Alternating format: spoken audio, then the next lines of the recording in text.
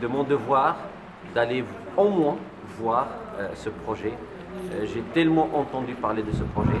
Les responsables de la mosquée de la Défense, ils sont venus à 15 personnes pour voir le projet. Ils étaient épatés par ce projet. Et je le suis aussi, parce que je viens de voir quelque chose de grandiose. On est très fiers des musulmans de Mulhouse, on est très fiers des responsables qui gèrent cette association. Un projet d'une telle envergure, franchement, c'est le premier que je vois en France. Et ça fait plaisir de voir des projets de cette taille-là. Ah, franchement, moi je pense que tous les responsables des associations musulmanes de France ou en France doivent venir faire un petit tour ici. Ça, c'est les responsables de mosquées, d'accord? Pour voir comment les choses avancent dans cette région de France. Les musulmans de France, ils doivent être au courant de ce projet, mais je crois qu'ils le sont déjà. Parce que déjà en Île-de-France, on parle beaucoup de ce projet-là. En tout cas, ce qui fait parler trop de ce projet, ce sont les sommes colossales pour la réalisation de ce projet. Mais parce qu'il y a des critiques, il y a des personnes qui disent mais pourquoi un projet de 20 ou 30 millions d'euros?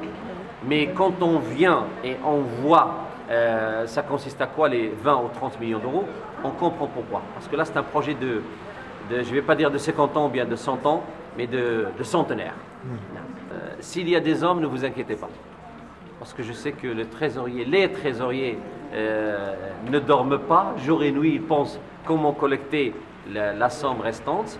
Mais je leur ai déjà dit, et je le dis à l'échelle nationale, quand je rencontre surtout des trésoriers d'associations musulmanes, ne vous inquiétez pas, c'est la maison d'Allah subhanahu wa ta'ala. Il va envoyer Junoud bin Indo, des soldats à lui, qui vont payer ces mosquées, ces lieux de culte.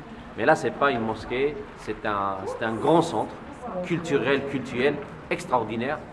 On vous envie. Comment s'appelle on va pousser les autres associations musulmanes ou bien les autres villes de France à faire des projets de cette envergure. Parce que c'est extraordinaire. Et surtout, il rentre dans le cadre d'y vivre ensemble. Quand j'ai vu par exemple la piscine et quand j'ai vu certaines structures dont les non-musulmans peuvent en profiter, je crois que c'est un très bon exemple à prendre, surtout dans le cadre, ou bien dans le contexte actuel, dans le contexte international dans lequel on vit ces jours-ci. Wallahu a'lam.